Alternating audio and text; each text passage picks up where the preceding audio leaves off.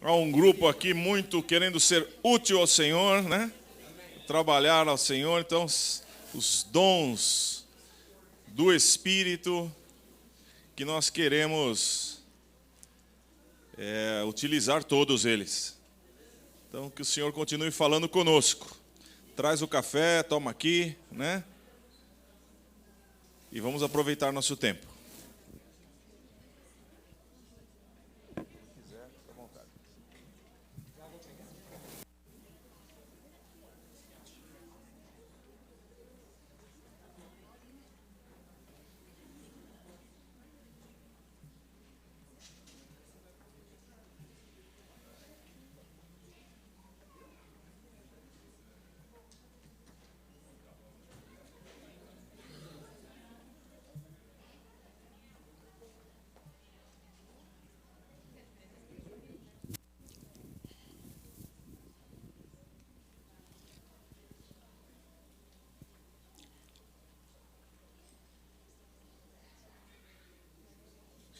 Ok.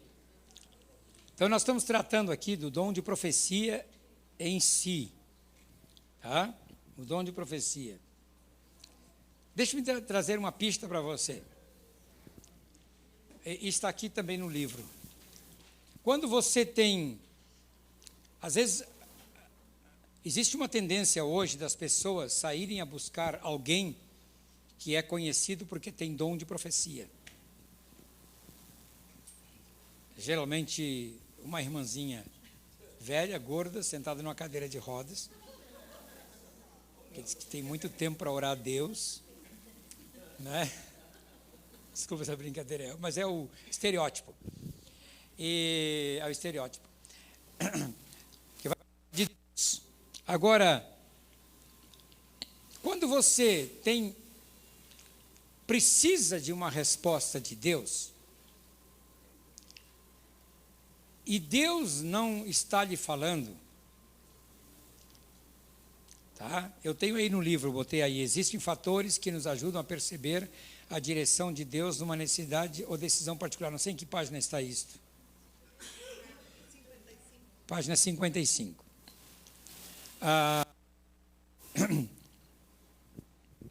Qual é a tendência quando nós estamos angustiados e queremos buscar uma palavra de Deus? Ouvir a voz de Deus, é realmente recorrer a alguém que a gente acha que é espiritual. Porque foi assim que Saul fez. Saul, lá no capítulo 28 de 1 Samuel, diz que ele não conseguia ouvir a Deus nem por Urim nem por Tumim, que eram aqueles dados que lançavam para saber a vontade de Deus. Não é? Chamou os sacerdotes, nem pelos profetas. E o profeta que podia cuidar dele, que era Samuel, Deus tinha dito para largar Saul de lado. Aí ele foi para onde? Procurar uma pitonisa, uma mulher adivinhadora. Realmente, esse microfone está falando. Geralmente o que acontece é que quando Deus não responde para você, nem pela Bíblia, nem pela uma irmãzinha espiritual, a sua tendência é cair numa pitonisa, que vai de onde você vai querer receber alguma resposta. Olha aqui que eu coloco. Quando você precisa tomar uma decisão de alguma área da sua vida, primeiramente, você deve conferir o que você sente, pensa, almeja com o que diz a palavra de Deus. Geralmente a Bíblia tem respostas claras. Suponhamos que você, eu tenho uma chamada para obra. Bom, você tem uma chamada para obra, mas não tem preparo nenhum. Nem conhece a Escritura, nunca leu o livro de Jó, nunca leu o livro de Crônicas. Como é que você vai sair para a obra? Você não tem a palavra habitando em você. Não é? Mas o Senhor disse, ide por todo mundo e pregar o evangelho a toda criatura. Mas você não conhece nada de Jesus, você conhece pouca coisa. Então você não pode sair. Mas as pessoas às vezes querem sair. Então tem que conferir com a palavra de Deus. O que a palavra de Deus diz? Segundo lugar, se a palavra de Deus não diz nada, você vai ver as circunstâncias do momento. Tá? A palavra de Deus e as circunstâncias já são de grande ajuda. Porque às vezes a circunstância é assim. Você está pensando em morar no interior, que aqui na cidade, na capital, você está desempregado. Aí você procura na palavra de Deus, uma palavra que Deus, alguma coisa que Deus, que diga assim, que Deus diga, vai meu servo. Aí você abre. E você encontra, vai ter com a formiga, ao preguiçoso. Não, isso Deus, não é Deus falando comigo. Não é? Judas foi e se enforcou. Não, isso não pode ser. Aí você abre. Vai você e faça o mesmo. Não pode ser Deus. Então, a palavra de Deus não está falando nada para você. Mas as circunstâncias estão levando você para o interior. Sua mãe mora lá, o seu pai mora lá, tem uma casa disponível para você e tem um emprego. Então a circunstância está dizendo, o interior é o melhor caminho. Às vezes você não precisa ouvir uma palavra muito forte. Mas mesmo assim, você precisa saber o que dizem os irmãos da igreja. E é aqui que nós erramos. Porque muitas vezes os irmãos da igreja têm conselhos que podem nos ajudar. Porque eles aprendem a pesar conosco a nossa decisão. Eles pesam a nossa decisão. Não é? Então a palavra de Deus vem e o que a unidade da fé nos dizer? Também podemos chegar em quarto lugar, aqueles irmãos mais chegados. Tem irmãos mais chegados, pastores, por exemplo, né? Irmãos mais chegados da igreja, que podem nos dar uma palavra. Também tem aqueles, podemos procurar o conselho dos pastores e outros líderes da igreja. Tá? Aí, muitas vezes, aí sim, pode vir uma palavra profética de Deus. Você encontra alguém que nunca viu você, nem redondo, nem quadrado. E essa pessoa encontra com você num culto e diz, sabe o que Deus está me dizendo? Que você tem orado por uma decisão de morar no interior e Deus disse que esse é o melhor caminho para você. Nunca viu você, pronto. Veio uma palavra, pá. Mas quer dizer, todas as outras áreas já foram examinadas. Agora só sobrou esta. Então você vai. Eu, por exemplo, quando me casei, e eu botei a minha mulher numa Kombi em Porto Alegre, né, naquela velha Kombi 71, e eu ia morar no Rio de Janeiro, porque eu já estava morando no Rio de Janeiro, solteiro. E nós saímos pela velha BR 101, e aí fomos até o Rio, passamos aqui por São Paulo, e eu disse para minha mulher assim, Porto Alegre nunca mais. Adeus, Porto Alegre, agora só para frente. E na minha mente eu tinha realmente só para frente. Só que 2 anos depois voltei para Porto Alegre. Porque Deus criou uma circunstância. Era a vontade dele. Eu não queria.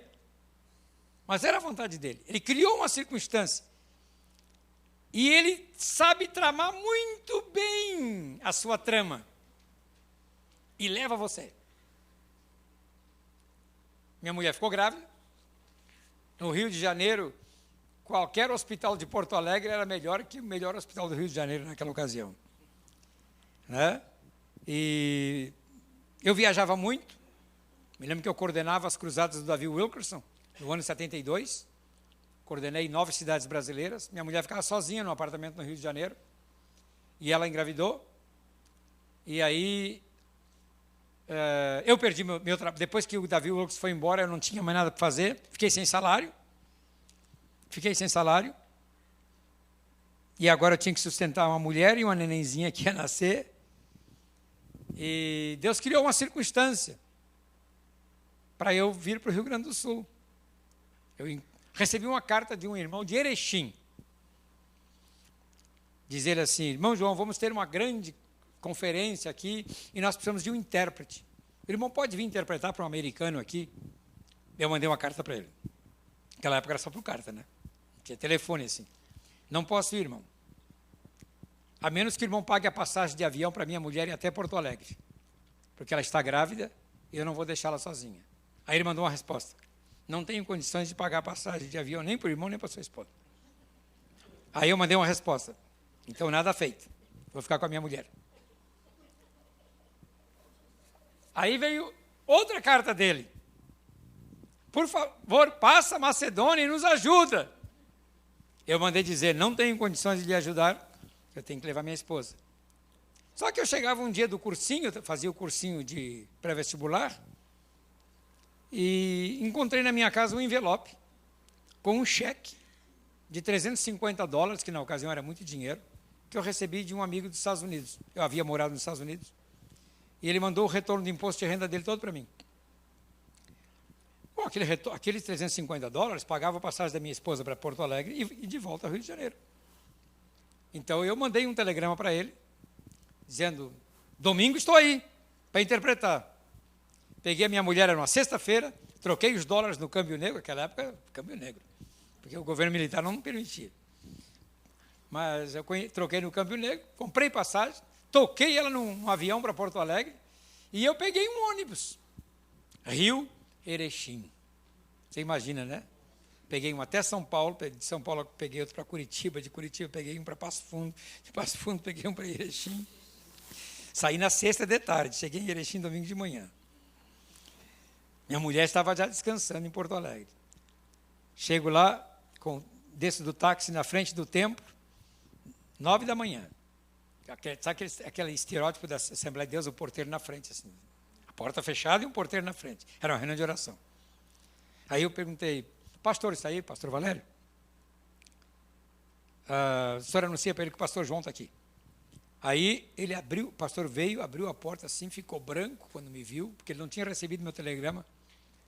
Ficou branco, veio me receber, e eu todo fedendo, porque naquela época fumavam no ônibus, né? Eu estava que era um cheiro só, uma morrinha. Aí ele disse, irmão João, então, nós estamos numa campanha de oração há 3 dias, orando para Jesus mandar um intérprete. E o irmão, venha, tem uma irmãzinha que ora assim, Senhor Jesus, eu não conheço quem é esse pastor Joãozinho, mas não deixe ele comer, não deixe ele beber, não deixe ele descanso, até que ele entre nesse templo. E eu estou chegando agora. Eu entrei no templo, ele apertou aquela campainha, antigamente a Assembleia de Deus usava uma campainha para parar a oração, né? Blá, blá, blá. Irmãos, terminou o nosso jejum. Deus já mandou o intérprete. Que fala línguas, profetiza. E me apresentou, queria que eu falasse, não posso falar, irmão. Aí ele disse, Deus mandou o nosso intérprete. E aí eu estava lá, de lá eu ia voltar. Mas recebo também uma carta da minha esposa dizendo, tem um empresário aqui de Porto Alegre que tem uma rádio, e ele quer, um empresário cristão, e ele quer que você passe por aqui, que ele quer que você seja o diretor da rádio dele, e depois ele paga a nossa passagem de volta para o Rio para trazer a mudança. Já sim. Passei por Porto Alegre, acertei com o empresário, levei minha esposa de volta ao Rio, arrumamos a mudança, em poucos dias estamos em Porto Alegre e estamos lá até hoje. Quer dizer, desde 73, gente, para aí. Não era meu plano. Então Deus faz uma trama, assim, tá? Deus faz uma trama. Então quando você está dirigido pelo Espírito de Deus, você não tem a preocupação de andar procurando profecias. Não tem. Porque se Deus quer usar você em alguma situação, Ele prepara o caminho para você chegar até lá. Ele faz a trama bem costurada. Em outras palavras, ele bota você num brete. Sabe o que é um brete? Quando entra o gado naquele corredorzinho estreitinho assim de madeira, o gado não tem outro jeito, meu querido. Ele só tem que ir em frente. É dessa maneira, é o brete de Deus. Quem sabe alguns precisam entrar aqui.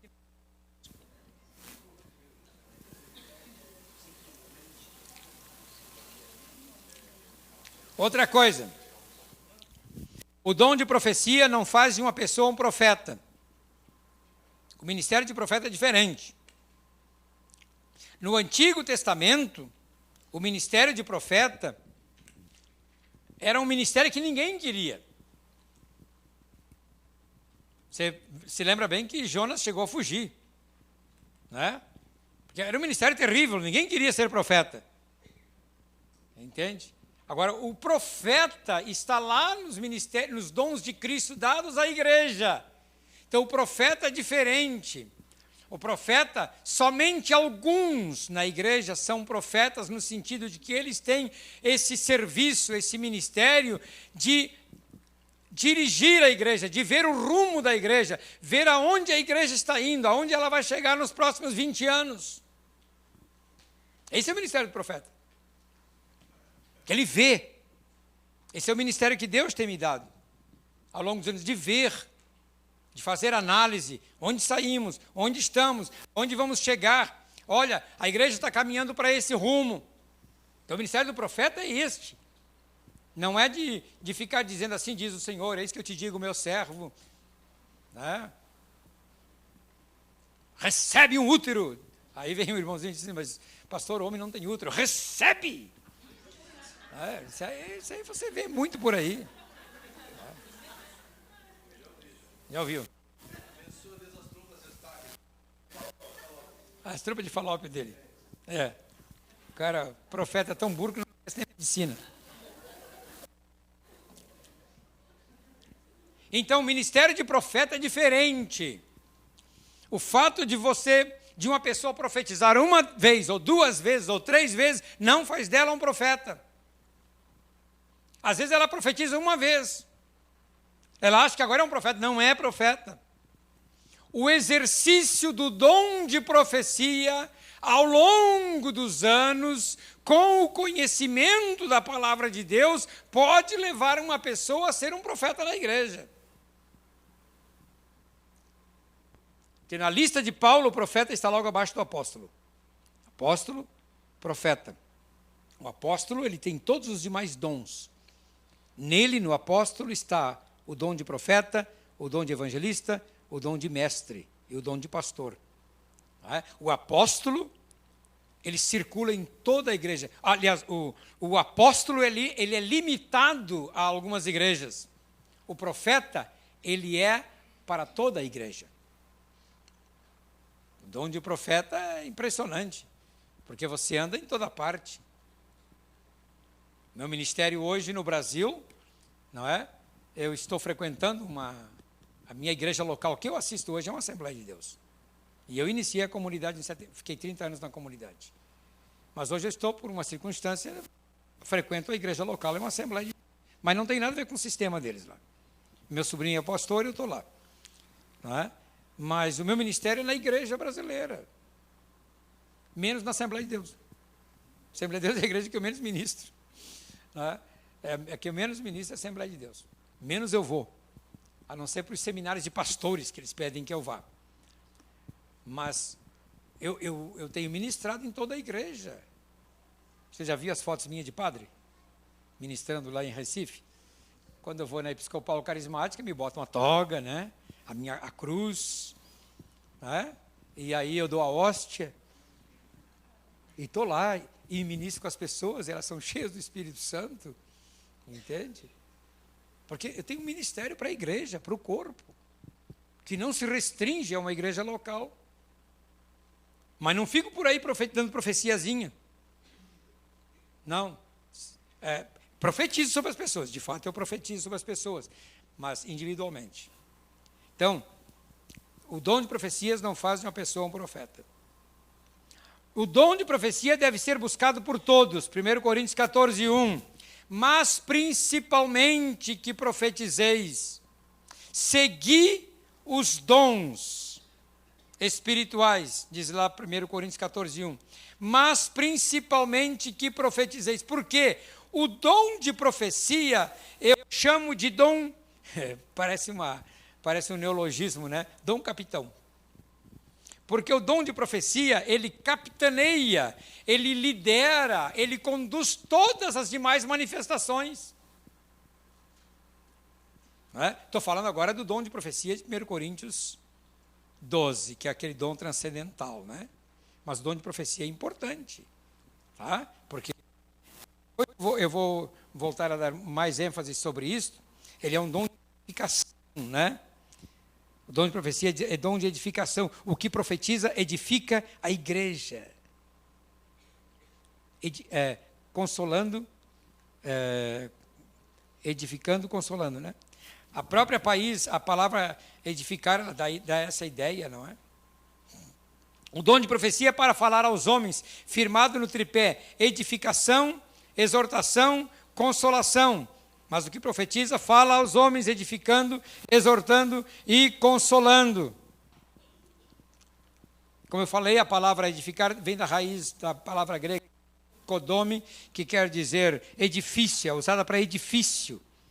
Em 1 Coríntios 3,9, essa palavra é usada para edifício, como edifício de Deus, não é? Então, a edificação de uma casa. Muito bem. O dom de profecia é tão importante que aparece em Romanos 12, juntamente com alguns dons que parecem ser tão naturais. Tá? E o dom de profecia é um dom superior ao dom de línguas. Por que ele é superior? Paulo fala em 1 5, pois quem profetiza é superior ao que fala em língua. Não é a pessoa que é superior. Aqui na igreja tem uma irmã que fala em línguas, tem uma outra irmã que profetiza. Não quer dizer que você que profetiza é maior que a irmã que fala em línguas. Não, o que profetiza, ele tem prioridade. A profecia tem precedência. A profecia, ela é mais importante do que aquele que fala em línguas. Porque, às vezes, uma pessoa profetiza, tem uma pessoa falando em línguas, tem outra profetizando. Então, quem está falando em línguas alto, tem prioridade de quem está profetizando. Porque o dom de profecia, ele é um dom, como eu digo aqui, ele é superior ao que fala em línguas. Porque o dom de profecia, ele é importante na igreja. As línguas, em público, sem interpretação, tornam-se palavras ocas. Não é? A menos que alguém esteja falando em línguas e outra pessoa interpretando. E a interpretação é uma profecia. Muito bem, eu acho que vou dar uma parada aqui nesse ponto, eu vou continuar porque é muito assunto. Eu tenho umas coisas interessantes aqui. Capítulo 10 no seu livrinho, eu falo sobre o dom de profeta. Não vou falar sobre o dom de profeta. Tá? Vamos ver serviço ou ministério. Romanos 12, 7. Seguindo a sequência de dons de Romanos 12, nós temos se ministério, dediquemo-nos ao ministério. Lamentavelmente, os nossos tradutores traduziram a palavra diaconeu, que é o verbo aqui, por ministério. Ora, em 1940, 45, a palavra ministério, ela tinha um sentido popular, era o sentido de serviço. Não é? Haja vista que quando começou o governo em Brasília, tinha quantos ministérios? Hein? 12. Só tem 12 prédios. Agora tem quantos? 38 ou 39. Daqui a pouco vão criar até 50 ministérios para dar título de ministro. Então, o ministro hoje, a palavra ministro, ela se tornou uma palavra assim muito elevada. Mas ministro quer dizer servo. Era bom dizer para esses ministros que a palavra ministro quer dizer servo, serviçal. Ministro não é uma pessoa superior às outras. Ministro é um servo. Quando Paulo está dizendo, e por isso os tradutores traduzem, se ministério, dediquemos ao ministério. Mas se você traduzir essa frase na coisa certa, vai dizer assim, se serviço, dediquemo-nos a servir. Muda ou não muda a coisa? se serviço, dediquemo-nos a servir. É diferente. Porque na Bíblia nós temos 3 palavras traduzidas por ministério. Nós temos a palavra diaconeo, que é onde tem o substantivo diácono, no grego, que diácono quer dizer servo, que está lá em Atos capítulo 6, quando disseram assim, vamos escolher alguns irmãos para servir as mesas. Aí os nossos revisores da Bíblia, no início do capítulo 6 de Atos, colocaram assim, a ordenação dos diáconos. Mentira, não tem nada a ver com a ordenação dos diáconos. Esses títulos da sua Bíblia e da minha foram criados pelos homens. Alguns estão corretos, outros não dizem a verdade. Ali não foram diáconos escolhidos. No sentido de diácono, como Paulo fala a Timóteo em 1 Timóteo 5. Não é? Diferente. Tá? Então nós achamos que uma pessoa precisa varrer a igreja, o templo, aí consagramos a diácono. Aqui não tem nada a ver. Entende? Diácono diácono é uma pessoa, é o servidor. Diaconeu é o verbo servir. Então, às vezes traduzem essa palavra por ministério, como é o caso aqui de Romanos 12, 7. Se ministério, dediquemo-nos ao ministério. Está errado. Então traduzem a palavra diaconeu, a palavra servir, como ministro.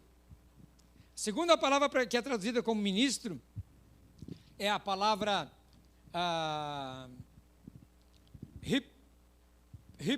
hyperetes, uma palavra grega, que quer dizer auxiliar de remador.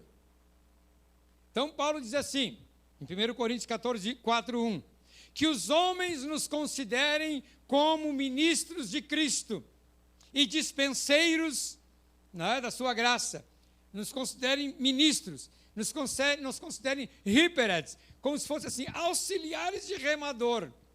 O hyperet, ele só trabalha debaixo de ordem. Ele está aqui, ele é um escravo que nada faz, a menos que digam para ele.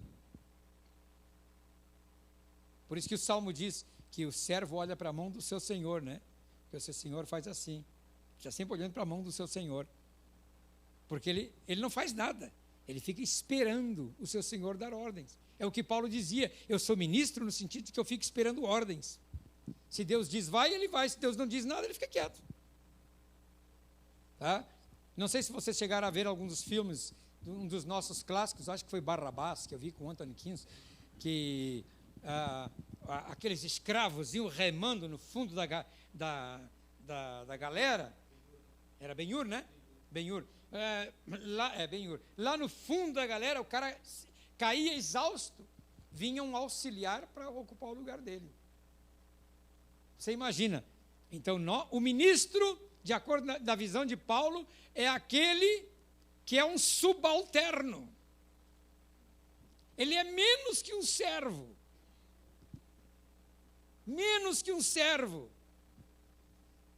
E a terceira palavra é a palavra liturgo, que é traduzida também, Paulo usa essa palavra quando traduz a palavra ministro, ele usa liturgo, lá em Romanos capítulo 13, né? Ele usa a palavra liturgo, por causa de uma palavra grega, porque o liturgo, ele servia a sociedade grega com seus recursos. Então, o liturgo era uma pessoa rica da sociedade, que com o seu dinheiro equipava as escolas de arte, equipava os navios de guerra, sustentava o exército e a marinha, ajudava a fazer praças com o seu dinheiro. Daí vem a palavra liturgia, que quer dizer serviço. Você vai ver que se você viaja para os países da América Latina ou os Estados Unidos, a palavra culto é uma palavra que só tem em português. Porque a palavra culto, em inglês, ela tem outro sentido. Ela tem um sentido de ocultismo, não é? Ou de antiguidade. Enquanto que a palavra, você vai numa igreja, como eu tive semana passada em Buenos Aires, na outra semana em Buenos Aires, você tem lá horário dos serviços. A igreja vai para o serviço. Mas nós dizemos a igreja vai para o culto. E nós invertemos o conceito de culto. Quer dizer, nós vamos ao culto para ser servidos. Mas a palavra no original é liturgia, no sentido de que eu vou ao culto para servir. Eu vou ao serviço. Em inglês é service.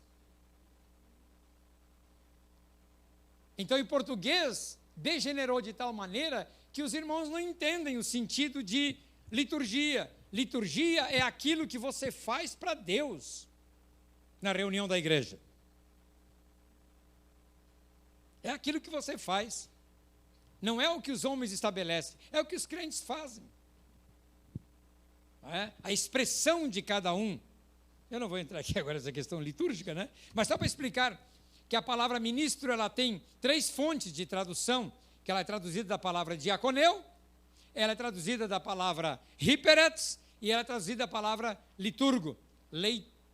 Leitos ergon. Leitos, povo, e ergon, esforço. Daí vem a palavra que nós temos, ergométrico, não é? Medir o seu esforço. Não é? E você tem essas palavras no português que vem direto do grego. Então, leitos ergon, leitorgeu, daí veio para liturgia. Então, liturgia é o que nós fazemos, é a nossa expressão, o nosso serviço a Deus. Então, quando chega num texto como esse, de Romanos capítulo 12, versículo 7, e diz assim, se ministério, dediquemo-nos ao ministério, o crente comum, não vocês, que vocês têm outra cultura, vocês foram criados noutra cultura evangélica. Mas pensa bem assim, nesse povão pentecostal, quando diz assim, se ministério, dediquemo-nos ao ministério. Qual é a reação dos irmãos? Ele diz assim, mas eu não tenho ministério. Esse negócio de ministério é com os pastores, com os diáconos e evangelistas. Eu não tenho ministério. É ou não é verdade? Logo de repente assim, diz assim, eu não tenho ministério. Isso é com os pastores e evangelistas. Porque a tradução foi mal feita. Então, esses tradutores que traduziram algumas das nossas versões, que fizeram as correções bíblicas, eles nos induziram a ter certas ideias que não são verdadeiras. Agora, a NVI vem e traduz, se servir, como é que diz na tua versão de serviço, né? É Romanos 12, 7. Álvaro. Se o seu dom é servir, sirva. Agora, a nossa versão diz, se ministério, dediquemo-nos ao ministério. Está entendendo? Porque existe, serviço tem duas conotações. Serviço é um mandamento. Eu falo aí sobre isso. Serviço, em primeiro lugar, é um mandamento. 1 Pedro 4,10, servir uns aos outros conforme o dom que de Deus recebeu. É um mandamento. Você não precisa muitas vezes ensinar o serviço para uma pessoa que se converteu. Ela já servia lá no mundo. Ela já servia lá. Eu me lembro quando eu era moço e mudei para uma casa, e tinha muita coisa fazendo naquele pátio. O meu vizinho do lado, católico, ele vinha me ajudar a cortar o mato. Plantamos grama mudinha por mudinha. Ele me ajudava a arrancar os insos. Ele me ajudava em tudo. Ele me ajudou a fazer cerca. E era meu vizinho do lado, servindo. Ele não era crente. Nunca se converteu. Católico. Mas servia. A pessoa vem para a igreja, ela já sabe servir. Ela está sempre ajudando um, ajudando o outro. Ela chega na igreja, ela já vem com esse dom de serviço. Por isso que é dons de Deus dados ao corpo. Mas também há um mandamento para nós que nos convertemos. Todos na igreja devem servir. E alguns irmãos dizem assim, esse negócio aí é para os diáconos, é isso que vão fazer. Né? Chega lá no banheiro, vê um montão de sujeira lá, ele diz, vou chamar um diácono. Ele mesmo não limpa nem o xixi que ele mijou fora do vaso. Está lá sujo. mijou tudo ali ao redor, ele não é capaz de passar um papel higiênico e limpar. Não, tem os diáconos. Quer dizer, não sabe servir, não aprendeu. Entende? Agora, servir. Então, Paulo está dizendo assim, se você tem esse dom de servir, sirva, vá servindo, porque a igreja é feita de servir. Então eu falo aí, por exemplo, eu faço as comparações aqui no livro, não é? Que a vida cristã se caracteriza, acima de tudo, uma vida de obediência. Tá? Então, pregar e ensinar. Por exemplo, Jesus mandou todos os discípulos pregar. Agora, o Senhor Jesus disse, pregue o evangelho a toda criatura. Esse negócio é para os pastores. Negócio é para os pastores. Não, é para todos nós. Alguns somos chamados. Tá? Quando Jesus disse e de fazer discípulos de todas as nações. Esses são só para os discipuladores treinados da igreja. Tá? Orar e curar enfermos. Esses sinais seguirão os que creem em meu nome. É para todos. Se você crê, impõe as mãos sobre alguém. Não precisa chamar o pastor. Tem umas manias nessas igrejas pentecostais que certas coisas tem que chamar o pastor para fazer. Como eu já convivi com os dois lados, né? Eu já convivi com a igreja bem tradicional, já convivi com a igreja semi-tradicional, que é a Assembleia de Deus, e já criei uma comunidade, então eu sei todos esses aspectos, mas nas igrejas tradicionais surge uma necessidade, tem um vizinho doente. A irmã diz, pastor, minha vizinha está doente, o senhor podia vir orar por ela? Aí se eu disser assim, irmã, vai lá e ora. Mas esse é o ministério do pastor. Não, é todos nós. É o serviço dos crentes. Todos devem orar. Não é? Da mesma forma, todos devem servir. Estão me acompanhando bem, gente? Servir é, antes de tudo, um mandamento. Não é? Paulo ele falou da irmã Febe, que servia a igreja em Cencreia. Romanos 16:1. Fala a igreja de Tiatira que conhecia, Jesus fala à igreja de Tiatira dizendo, conheço as tuas obras, o teu amor, a tua fé e o teu serviço. Não é?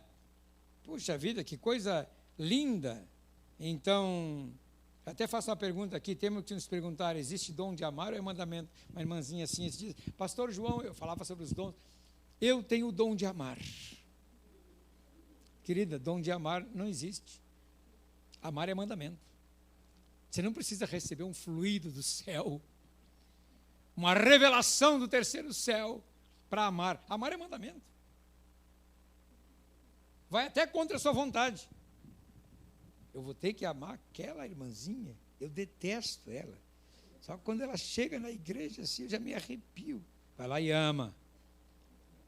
Vai na casa dela, ensina ela a fazer mocotó, né? Ensina ela a fazer o bolo, ensina ela a fazer crochê. Ama aquela irmãzinha. Tá? Amor é fruto do Espírito. Se você não tem amor, está faltando um fruto para você. Porque Jesus falou, novo mandamento vos dou, amem-se uns aos outros como eu os amei. Então, o dom de servir, ele requer extrema dedicação. Porque na igreja, alguns são chamados realmente para servir. Mas todos devem servir. Todos devem servir. O irmão chega no salão de cultos, vê que as cadeiras estão todas desordenadas, você já vai organizando. Né? E tem alguns que são tão chatos, que eles têm que botar todas as cadeirinhas aqui assim, em cima dessa risca. Aí eles ficam medindo aqui assim, tudo certinho. É você assim?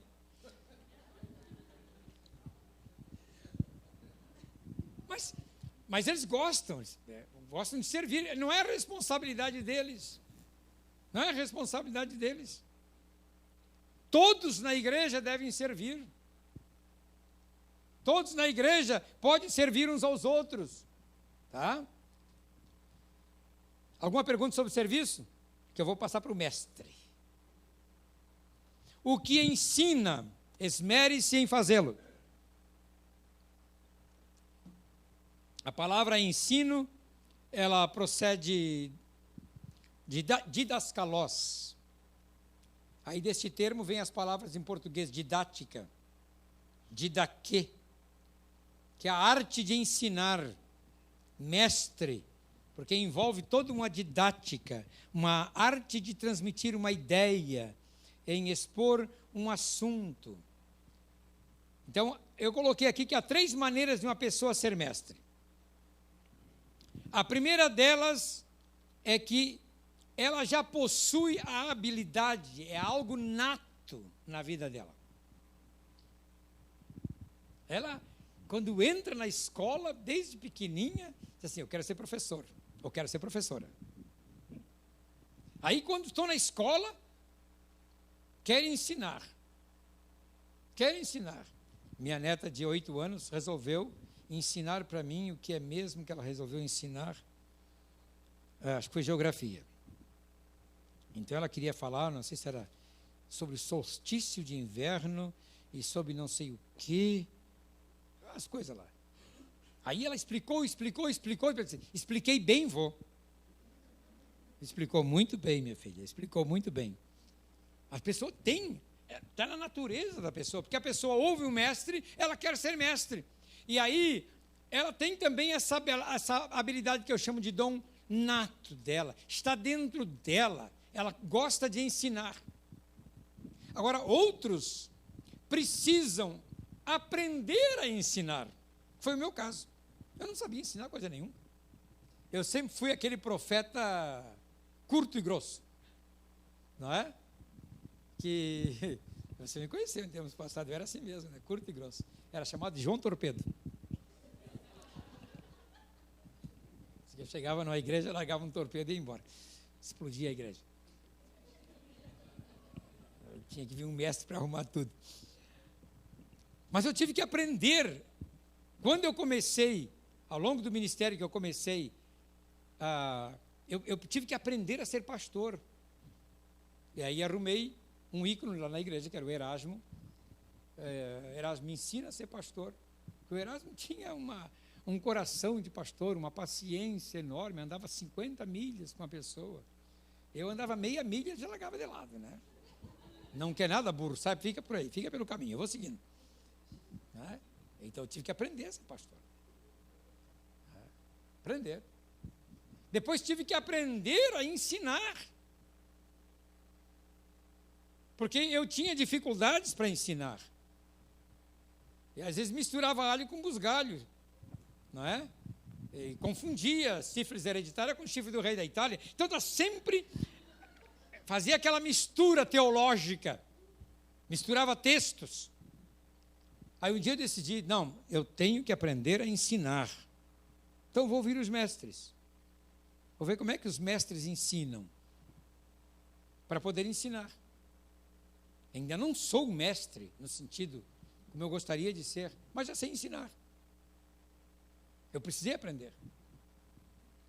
E em terceiro lugar, existe aquele mestre que recebe essa capacitação sobrenatural. Então, eu vi que eu tive que buscar de Deus graça, eu tive que buscar aprender a didática de como ensinar, mas tive que buscar aos pés do Senhor, dizer, Senhor, me ajuda a ensinar. Então, eu recebi também essa graça sobrenatural para poder ensinar as pessoas. Agora, eu creio assim, tem pessoas que ensinam muito melhor que eu, não é? Muito melhor que eu, e tem uma capacidade muito grande de exposição bíblica. Eu fico embasbacado quando me sento para ouvi-los, capacidade que tem de expor um texto da palavra. Então eu tenho que aprender com eles, não é? Porque eu também preciso ensinar. Hoje eu me dedico ao ensino, ao lado do ministério profético, eu me dedico ao ministério de ensino, porque eu escrevo, eu me dedico a ensinar escrevendo. Agora, por exemplo, terminei essa semana, há 15 dias atrás, o comentário de Cântico dos Cânticos, ou Cantares de Salomão, era a última parte que faltava para eu comentar de Gênesis a Judas, como eu te falei. Então eu tenho toda a Bíblia já comentada, não vou publicar um livro, mas eu fiz para um seminário teológico da Assembleia de Deus. Estão com cerca de 16 mil pessoas estudando minhas matérias. Né? Então, eu estou influenciando lá 16 mil pessoas, de vez em quando toca um telefone. O diretor dizendo, pastor, tem uma pergunta de um aluno aqui que não entendeu tal coisa. Aí eu tenho que mandar a resposta. Né? Vocês não entendem certas coisas, e eu tenho que explicar. Entende? Quando eu expliquei a questão dos anjos caídos de Gênesis 6, a doutrina da Assembleia de Deus não aceita que sejam anjos caídos. E aí, arrumei uma bronca tremenda, mas eu tive que provar para eles que eram anjos caídos. Tá? Depois teve outros ensinamentos lá que mandaram perguntar para mim, e eu tive que explicar para eles. Não é? Um deles, um aluno mandou assim, mas nós sempre aprendemos desse jeito. Pois é, mas agora vocês vão aprender de outro jeito. Jeito bíblico. Então agora tive que começar a ensinar por livros. Escrevendo. E em 2 anos Deus me deu a graça que eu escrevi todos os comentários, que são 5 lições de cada, vamos pôr, Pentateuco, 5 lições. Atos, Evangelhos e Atos, 5 lições. Então você tem que resumir cada uma das lições para dar 3 horas de aula aí que eles dão no sábado à tarde. Mas você ensina. Então estou agora aprendendo a ensinar. Então quando a palavra está falando assim, aquele que ensina, esmere-se no fazê-lo. Quer dizer, se você na igreja tem o dom de ensinar, esmere-se. Aperfeiçoe a sua capacidade de ensinar, especialmente ensinar a palavra. Você sabe ensinar muito bem matemática, sabe ensinar muito bem outras matérias, mas agora aprenda a ensinar a Bíblia. Comece a colocar o seu coração na Bíblia de Gênesis, Apocalipse. Né? Comece a responder às suas próprias perguntas. Porque, primeiramente, o mestre ele faz o seguinte, o mestre ele faz a si mesmo perguntas do que ele está ensinando. E ele mesmo responde para eles. Se ele tem uma dúvida, ele não ensina. Ele vai ter que buscar respostas. Então, eu preciso buscar respostas. Por exemplo, você sabe qual é a diferença entre Paulo criticar que ninguém é salvo pelas obras da lei, lá de Romanos 5, e Tiago dizer que as obras nos salvam? Tem que haver uma explicação. E os dois não se confundem. Os dois estão certos. Mas então tem que saber explicar. Tem que saber explicar que Paulo está tratando da lei de Moisés. Que aquilo fica para o passado. Aquilo não tem o poder de nos salvar. As obras da lei não me justificam diante de Deus. Pronto. A única coisa que me justifica diante de Deus é o sangue de nosso Senhor Jesus Cristo, a obra do Calvário. Mas aí Tiago diz que quem tem que ter obras, e não somente fé. Mostra-me a tua fé e eu mostrarei as minhas obras. Como é que Tiago está falando isso? Tiago está falando das nossas obras serem justificadas não diante de Deus, mas diante dos homens. Então, você tem que mostrar a sua fé perante a sociedade com as suas obras. Entenderam? Você tem que mostrar para a sociedade que você tem fé praticando obras. Aí responde aos nossos anseios.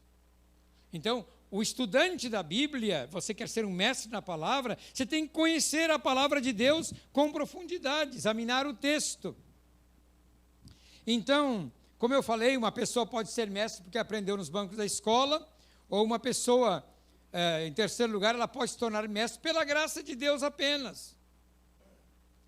Acho que foi isso que fez Pedro, né? Pedro conhecia um pouquinho de grego. Pedro conhecia bem o aramaico. Porque Pedro, quando nasceu, o domínio grego era muito forte em Israel. Ele já cresceu numa região chamada Decápolis. As 10 cidades que eram dedicadas ao Império Romano. Ele nasceu ali. Ali se falava latim, se falava aramaico e se falava grego. Então ele sabia falar grego.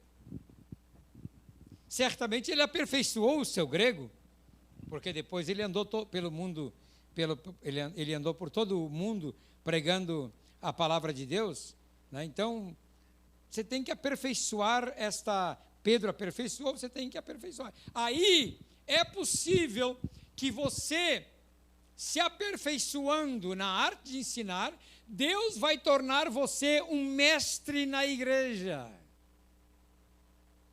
Aquele mestre lá de Efésios 4:11, que é para todo o corpo. Hoje, quando você pensa num mestre para trazer um ensino para a sua igreja, você pensa em quem? Tem alguns referenciais nacionais, não é? Que você sabe que são mestres na palavra, que vêm para ensinar. Mas são poucos. Você pensa no Shed, não é? Mas são poucos que são mestres na palavra. Tá? O Shed é o mais conhecido de todos. Então, é muito interessante você aprender isso. Vamos lá para o dom de exortar de uma vez? O que exorta, aqui também em Romanos 12, faça com dedicação. Estão comigo, gente? Que hora eu faço outro intervalo? Ninguém dorme, por favor, tá?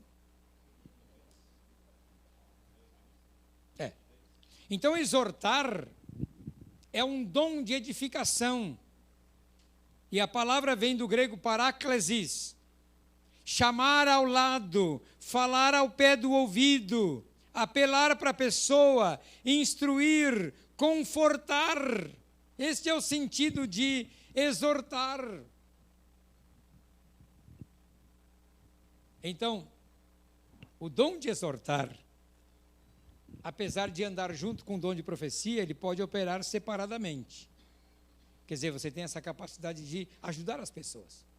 Você vê um adolescente, você vê um jovem que não está se comportando adequadamente, você tem uma conversa ao pé de ouvido com ele.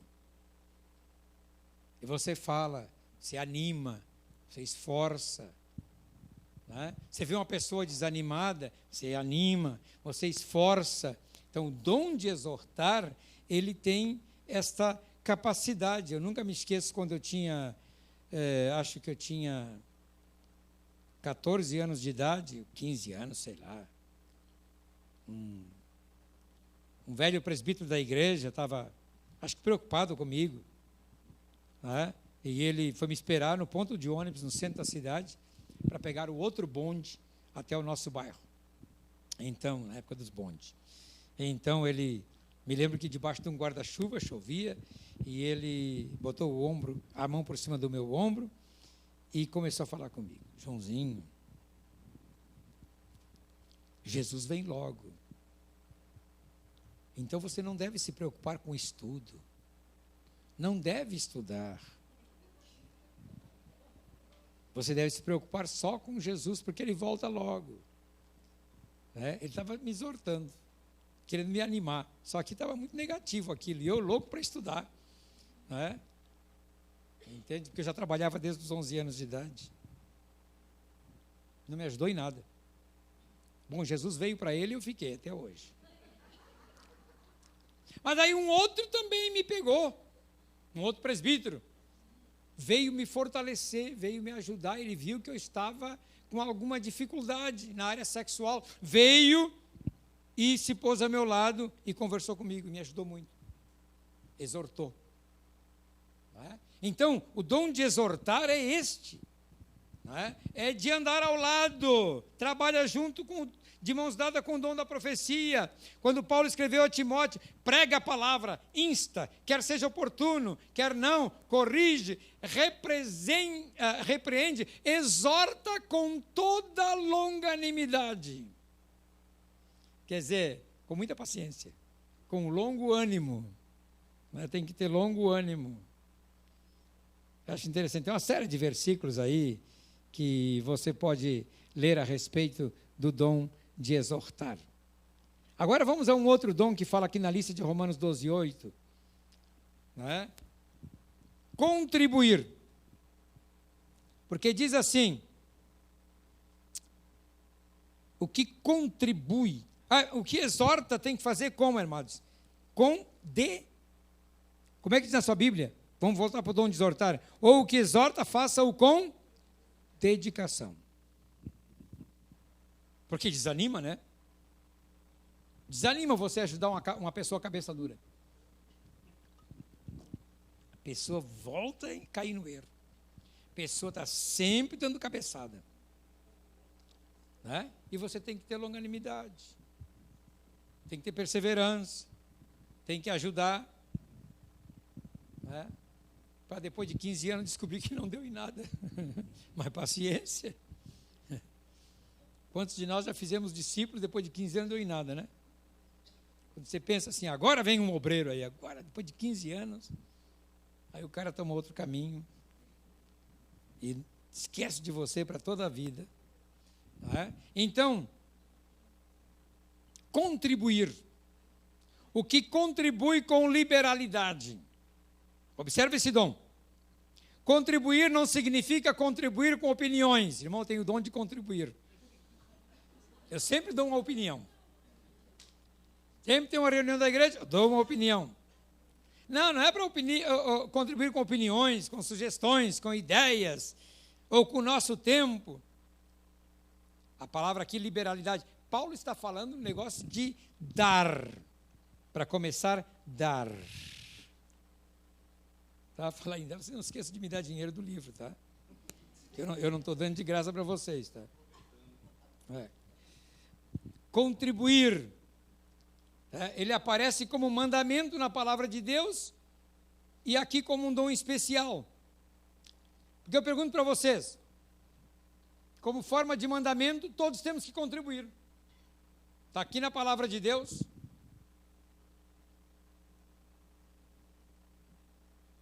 O Senhor Jesus ensinou a maneira correta de contribuir.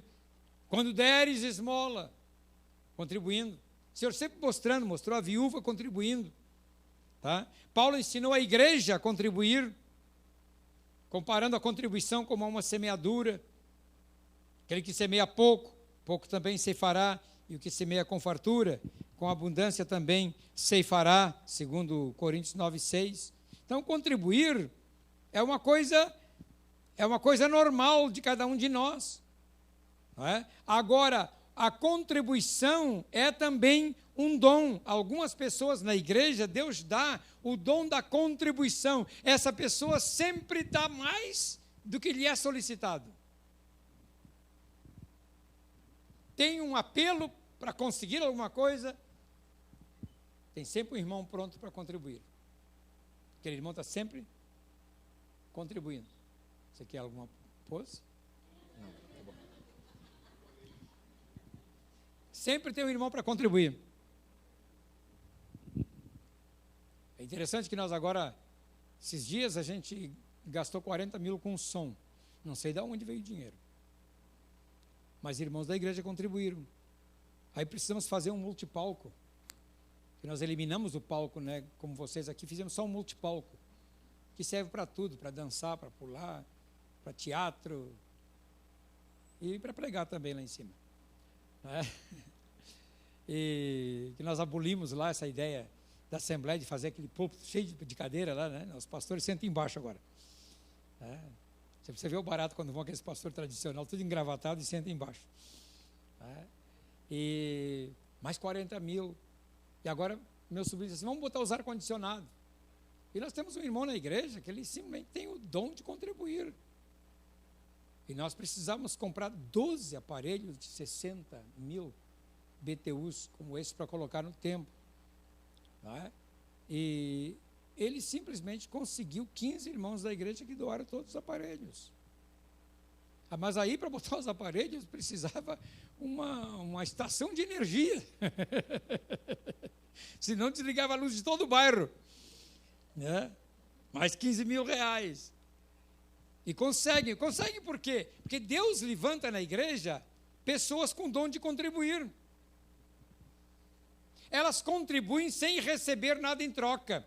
Elas contribuem sem que o seu nome seja divulgado. Elas contribuem sem que o seu nome vá para uma cadeira especial. Como nos templos antigos, dizia assim, né? Não sei se te lembra dos templos antigos, os bancos diziam assim, família Schultz, família Schmidt, família isso, porque aquela família contribuiu com aquele banco, né? Então ela vem, ela tem direito de sentar ali. Tá? Ninguém senta ali. Entende? Quer dizer, sempre contribuindo com desejo de retorno. Mas, gente, o dom da contribuição é um dom para contribuir com finanças, com recursos. Com recursos. E é uma dimensão muito grande. Então, você muitas vezes precisa ver assim, você tem a responsabilidade de dar ofertas. E existe na Bíblia ofertas alçadas, que é aquelas que nós recolhemos na igreja. Existe na Bíblia as ofertas sacrificiais, que são aquelas que exigem seu sacrifício.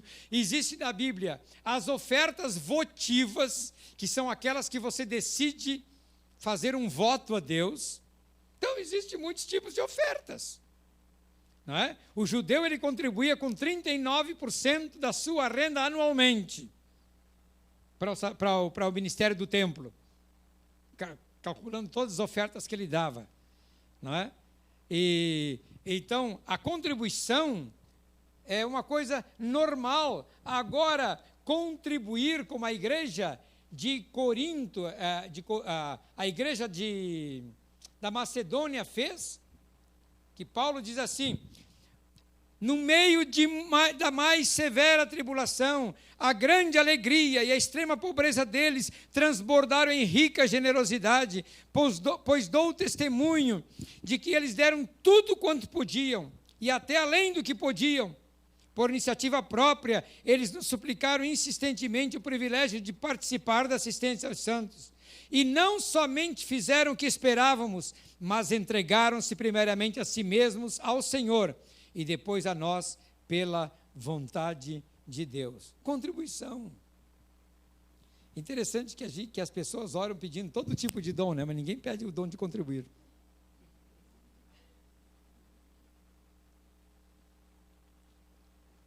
Peça o dom de contribuir. E Deus vai fazer você ficar rico. Porque como é que você vai contribuir se não tem? Então, Senhor, eu queria tanto ter esse dom de contribuir. Mas você não tem. Como é que você vai contribuir? Você vai contribuir com as ofertinhas aí na igreja, né? Para pagar o hotel do pastor João, passagem aérea, não é? É só isso. Mas e a contribuição? Quando precisa alguns projetos da obra de Deus, tá? Então, para contribuir, o que Paulo pede? O que contribui tem que ter liberalidade. Vamos traduzir liberalidade por mão aberta.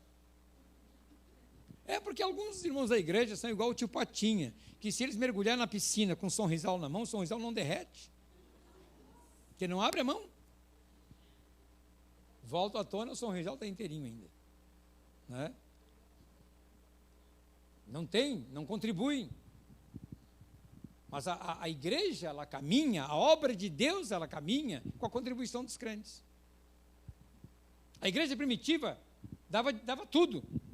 Alguns irmãos perguntam assim, mas pastor João, no Novo Testamento nós não temos nem o ensino de dízimo. E precisava. Além do que Jesus falou, de que os fariseus davam o dízimo até da hortelã e da semente de coentro, ou semente de endro, e vocês deviam ajudar os necessitados sem omitir aquelas. E depois, em Hebreus fala a respeito dos dízimos também, que eram dados através do sacerdote, eram dados a Levi, através do sacerdócio. Não tem ensino. Por que não tem ensino sobre o dízimo no Novo Testamento? Porque os crentes davam tudo. Eles viam a transitoriedade da vida e eles doavam tudo. Eles ficavam com o seu pouquinho para comer, Claro que era uma sociedade rural, mas ficavam com seu pouquinho para comer, e o que produziam, eles davam. Estão dando. Paulo está ali fazendo tendas para poder ter dinheiro para evangelizar. Áquila e Priscila fazendo as tendas para ter dinheiro para evangelizar. Saiu de Corinto, foi para Éfeso, foi cuidar da igreja, foram cuidar da igreja de Éfeso, mas sempre eles estão fazendo algum tipo de contribuição. Então, se a igreja se mobilizasse para contribuir, então nós teríamos recursos para evangelizar as pessoas. Evangelizar muitas pessoas. O Brasil tem hoje 4.340 missionários no mundo. Sabia disso? 4.300 e poucos missionários. 2.000 e poucos só em Moçambique. O Brasil envia missionários, porque algumas igrejas contribuem. E a igreja que mais envia missionários e obreiros é a igreja que mais cresce. Segredo do crescimento da igreja está em mandar os seus melhores obreiros para a obra de missões, para abrir novas frentes. E sempre tem na igreja alguém que tem o ministério de contribuir. E isso é maravilhoso. Intervalo agora? Pode ser. Mais um intervalinho para vocês não cansarem demais. E eu quero terminar os dons de Romanos 12 no outro período.